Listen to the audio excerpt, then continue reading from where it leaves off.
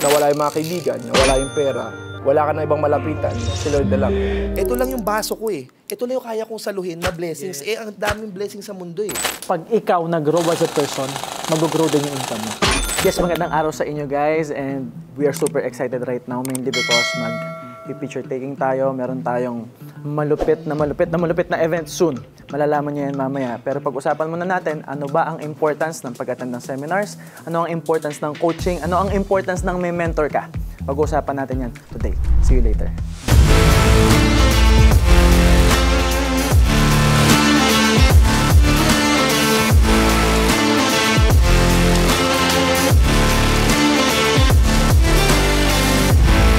Alam niyo ba guys, I'm super excited right now.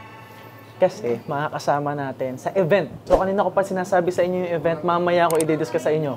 Pag-usapan muna natin, sino ba yung mga speakers? Isa sa pinaka-excited akong makakasama is yung nakikita nyo ngayon sa screen. Kasi first time ever, yung makakasama ako sa isang event na commercial model, celebrity, entrepreneur, plus pastor pa siya. So nakakatawa kasi kasama ko siya ngayon, may pictorial tayo. Pero anyway, welcome sir. MJ, thank you so much. Thank you so much. Alright, so tanong ko lang no, since the topic of this vlog is all about personal development, the importance of having a coach. Para sa'yo, gano'n ka-importante yung meron kang coach, may mentor ka, at pag-attend ng mga seminars? Naku, napaka-importante yan para sa akin, MJ, kasi ako mismo, I myself, have been in a situation before na wala akong coach, wala akong mentor and all. Ang hirap mag-move forward because technically, hindi mo naman talaga alam kung paano yung next step mo. Pwede mong, siguro, mag-research ka sa Google and all, pero pag walang nag-guide sa'yo, technically, parang ang hirap paano mo ma-achieve yung certain goal mo. Kaya para sa akin, itong seminar na to na pwede nilang attendan, makakatulong sa kanila talaga to. Nice. Were you attending seminars then before? Before, yes. Yes. Like, gano'ng karami para alam ng audience natin? Hindi naman sobrang dami. Technically, simula nung nagpastor ako, yun ang mas marami. Pero prior ako magpastor, more on business side. Kasi nagninegosyo rin ako. Like, when I was starting modeling, inaral ko yung mga damit. Mahilig ako sa fashion eh. That is why, nagmo-model ako before sa bench. Kaya example na lang, no? Hindi naman sa pinopromote natin. Pero yung mga gano'n. So, yan. So, from there, nakita ko yung in and outs, yung mga do's and don'ts. So, inaral ko siya. That is why may mga naging mentor ako na designer na nagturo sa akin paano mag-create ng collection, paano yung pricing, yung mga ganyan. So, natuto ko. So, nagkaroon ako ng mga sariling mananahi, which ngayon, nagmamanufacture din ako. Yes. So, ibig sabihin, important din na meron kang mentor per field. Yes, sir. Yes, maganda yon. Mag-guide ka kasi.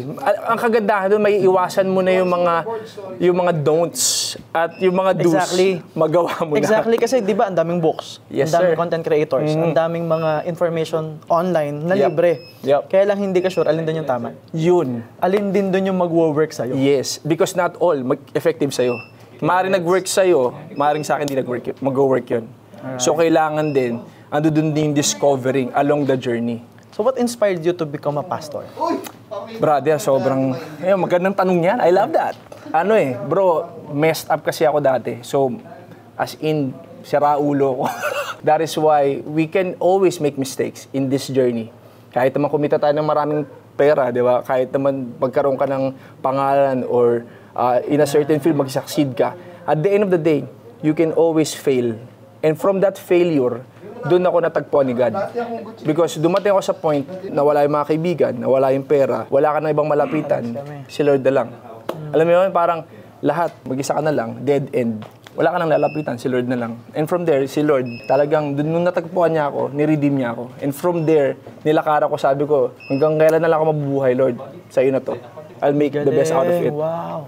Does this mean yung talk and topic natin, which is ikaw, will be around spiritual growth? Hahaluin natin yan, spiritual and emotional, mental din. Kasi isa sa mga tatakal ko dun about baggages. Okay. For them to succeed, it's very important na mabitawan natin yung mga baggages natin. Because from the past, kaya hindi makamove forward yung ibang tao because may unforgiveness, may mga traumas, may mga personal hurts.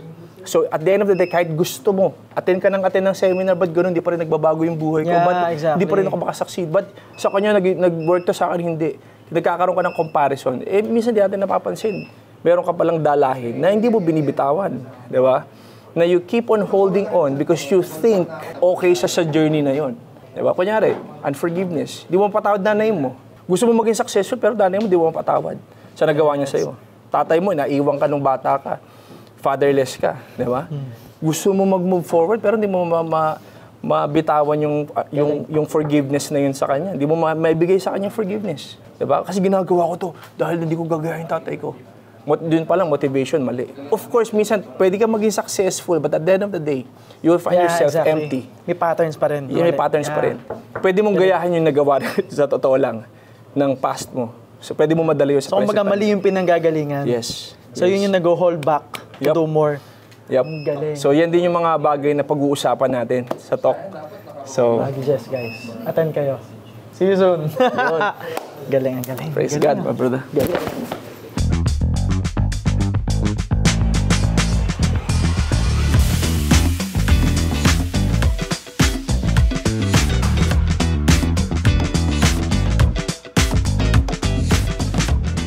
So ayan guys, kakatapos lang mag-pictorial, may ipapakilala ko sa inyo. Grabe to guys, kasi nakasama ko to before, umaattend ng training. Seminarista rin to, no? Mahilig umattend ng seminars because he is also in love with personal development. And more importantly, isa siya sa mga magiging speaker. So basically, ini-interview natin dito yung mga makakasama ko sa event. Super excited kasi kasama ko to as a student before. Ngayon, makakasama ko na as a speaker. Nakakatawa dito guys, multiple times MDRT. Tapos nakakapag-create na rin siya ng napakaraming MDRT, meaning na ipapasa na niya sa ibang tao yung knowledge niya. Entrepreneur to, and more importantly, siya ngayon ang pinaka-top recruiter sa Philippines. Basil Reyno, thank you so much. Hello, hello. Thank you for having me today. Ayan, bro, tanong ko lang, no, gaano ba ka-importante para sa'yo yung personal development? For me, personal development, ito yung pinaka-groundwork natin. Ito yung pinaka-foundation of who you ever you want to become. It's because kahit gaano ka tumaas or umangat sa buhay, maybe in the short or long run, it always falls down to the character and ethics of what you will be showcasing to the world. Kumbaga, magtatagal ka ba na successful or saglit lang? It's because of the ethics that we have. It's because of the mindsets and how we handle our emotions, how we react to situations, and most importantly, how we deal with others and how we deal with problems. So if meron tayong personal development and self-mastery, we are so ready for that. And the more ka na mas umaangat at tumataas sa buhay or lumalaki ang income mo, for example, mas lumalaki yung mga problems din, mas lumalaki yung responsibilities, yung mga hidwaan o yung mga frictions or mga conflicts din na kailangan mong i-shoulder or i-partake, especially kapag ka-leader ka na. So, the more that you are personally developed, the more that you can always go and bounce back to who you want to become. It's because yung foundation mo, parang springboard lagi yan. And you will always springboard back to the personal development na meron ka sa puso mo. Paano nakatulong sa'yo yung personal development seminars? Number one dyan, dati kapag ako na-frustrate, nagkaroon ng problema sa team ko, sa sarili kong performance or sa mga outcomes ng mga efforts ko, pag nalungkot ako, abutin ako siguro ng 1 linggo, 1 buwan. O yan, abutin ako ng buwan na talagang magpipitfall ako na dami ko i-question sa sarili ko.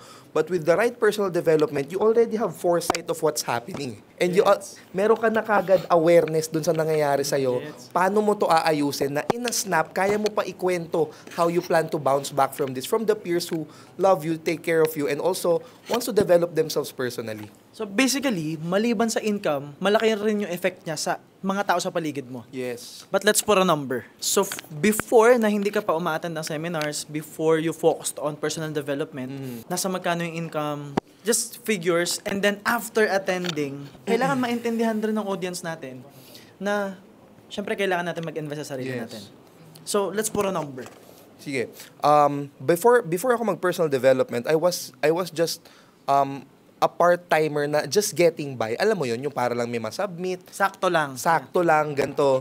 And then, with the little money that I had, inimbitahan ako ng isa kong friend na, uy, mag-attend kayo. Tapos parang ako, 50,000? That's the last thing I would do. Kahit nga 5,000 siguro na course, hindi ko gagastosan nun eh.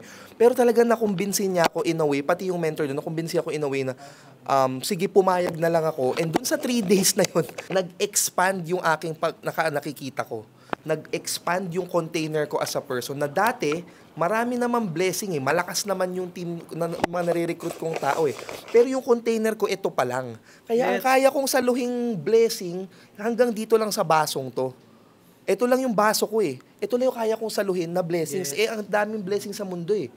Pero nung nagpunta ako doon sa 3-day training na yon, nag-expand siya ng sobra para na akong timba. So ngayon, ato pa yung the best doon. Because I have a team, I also share to them what I'm learning. Every day dun sa 3 days na yon. May fulfillment. May fulfillment na ako and sila din mismo parang nag-expand kami sabay-sabay. Nice. And with that, we became a AAA team on our year 0. And nag-number 1 kami in recruitment in the whole nationwide sa Sun Life. So, malaki income nun. Malaki income nun. Malaki income nun. And siguro yung income ko nag-10x. Nag-10x ang income ko definitely. And right after that, because gumanon yung income mo, the more mas naging confident ako sa sarili ko, the more na mas umangat ako ng level of, yung self-efficacy ba, yung paniniwala mo sa sarili mo na kaya mong gawin ng isang bagay. That's why when I approach a person, sigurado ko sarili ko, kaya kitang gawing successful kasi nagawa ko na siya ilang beses. And personal development will always be the springboard or the shortcut of how you get to where you want to be. Galing. Ito yung good news, guys. Hindi 50,000 yung event namin. Oo. Yun yung good news. Abangan nyo. See you soon, guys. Yes. Solid. Thanks.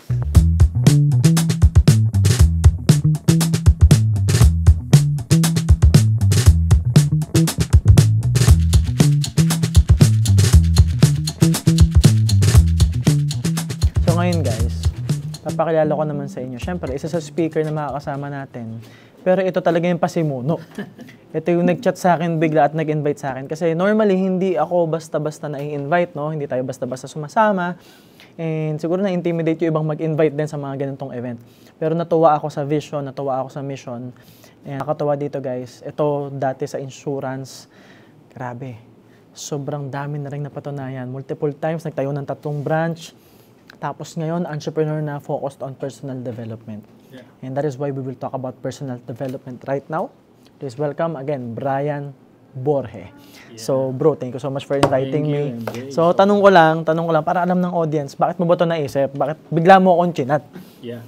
Kasi I really wanted to work out na, syempre pag influencers, maraming movement na ganito, alam naman natin. Yun. Yeah. And our goal is really to collaborate, not to compete.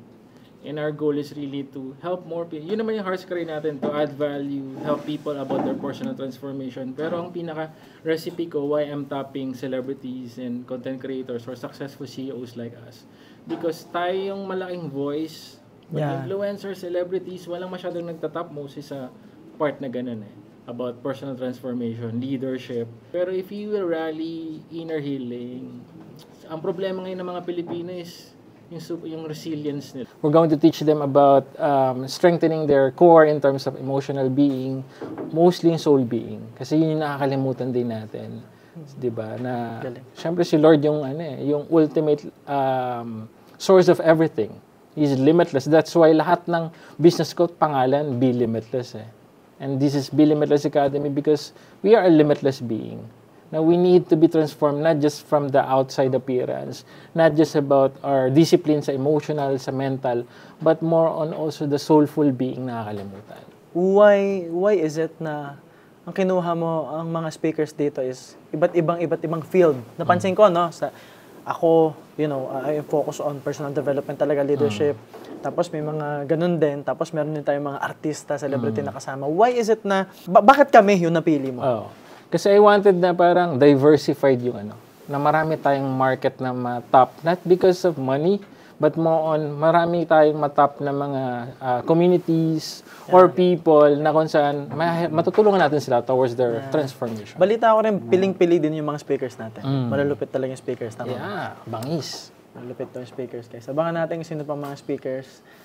Pero ngayon, guys, narinig nyo, nag-invite sa atin. Ang good news, mura lang yung ticket, papalit muna ako ng damit. Thank you, brother. Thank you.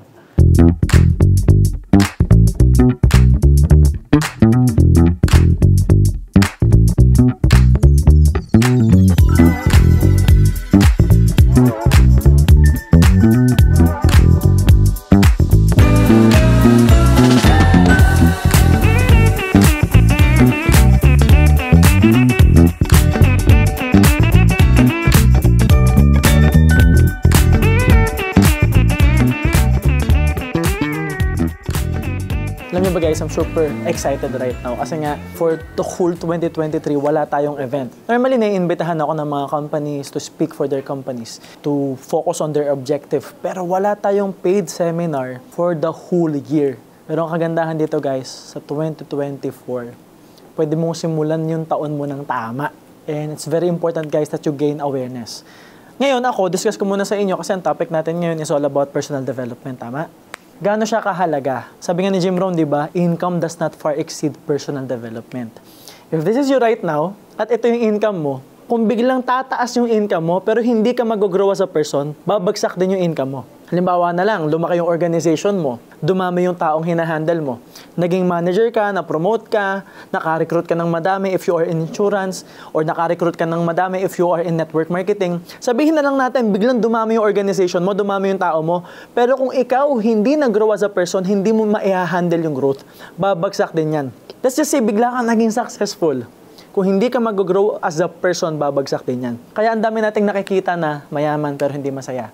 Ang dami nating nakikita na biglang pumutok yung negosyo pero bigla rin bumagsak. Dami nating nakikita na gente, kumikita ng malaki, ang ganda ng kotse pero nababatak. Kasi nga, nakalimutan nilang mag-invest sa sarili nila. Ako lagi ko sinasabi, dapat mas mahal ka sa suot mo. You have to be more valuable than what you are wearing. You have to be more valuable than your car. Ang dami nating gastos, guys. Ang dami nating gastos sa kotse. Ang dami nating gastos sa mga damit natin para pogi tayo sa mata ng mga tao. Pero hindi natin ginagastosan yung personal development natin. Pero pag ikaw nag-grow as a person, una, number 1, mai-handle mo yung sarili mo. Number 2, mai-handle mo yung relationships, which is doon ang gagaling yung love, doon ang gagaling yung compassion, doon ang gagaling yung saya natin. And more importantly, for us to be successful in our business and our lives, mahalaga na marunong tayong makisama. Number 3, pag ikaw nag-grow as a person, mag-grow din yung income mo.